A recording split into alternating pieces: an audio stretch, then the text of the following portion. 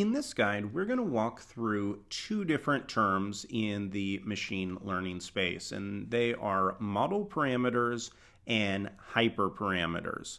And we're going to split them up because I think the easiest way of understanding them, in addition to seeing a basic example, is by seeing their two definitions separately. And so even though they have a similar name, there's a very key difference that you need to be able to understand in order to work with them.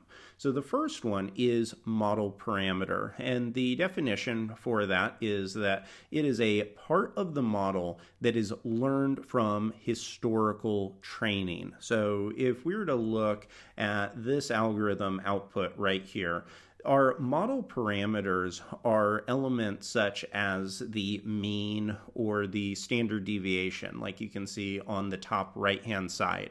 Those are the elements that we've learned from the training data set. So they're not the data directly, but instead they are the different parameters that once they've gone into the algorithm, they were generated, such as the standard deviation. And so those were used in order to build out that training model. So right here, as you can see with these set of graphs, we have four different types of parameters. We have means that range from 0 to -2, and then we have standard deviation going from 0.2 all the way to 0.5. And then when you place those inside of the algorithm, then it generates these various curves. And so you don't have to worry about the graph in this sense. I want you to just focus on those items on the top right hand side, because those are the model parameters. They're what are being used in order to generate the different linear regressions or whatever type of algorithm that is being generated. Now, that is a model parameter.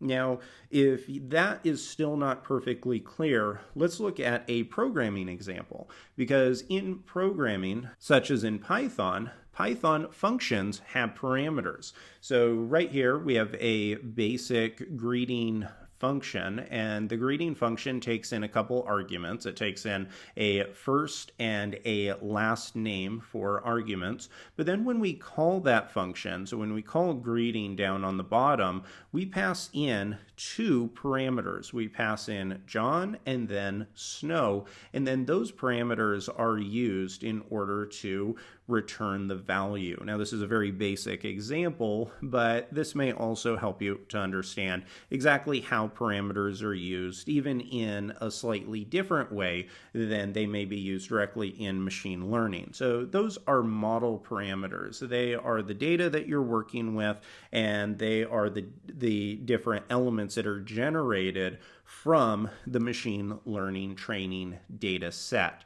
Now, let's talk about hyperparameters. So when it comes to model hyperparameters, the definition for that is that it is a configuration that is external to the model and whose value cannot be estimated from the data. So remember when we talked about model parameters, every one of the model parameters those are elements that are generated from the training data set. So when we generate a mean or an average, or we generate a standard deviation, those are elements that the algorithm was able to learn from the training data that we passed into it.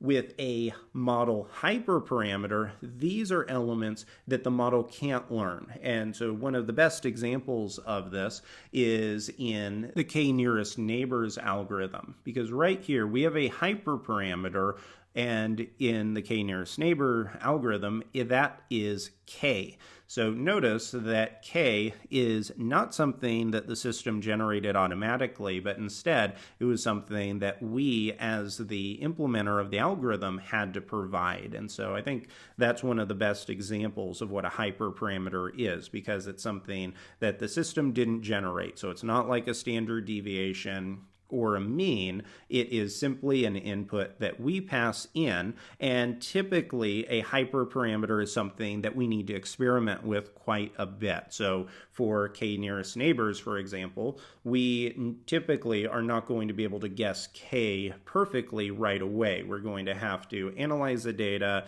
test it, and then eventually find whatever that k value should be.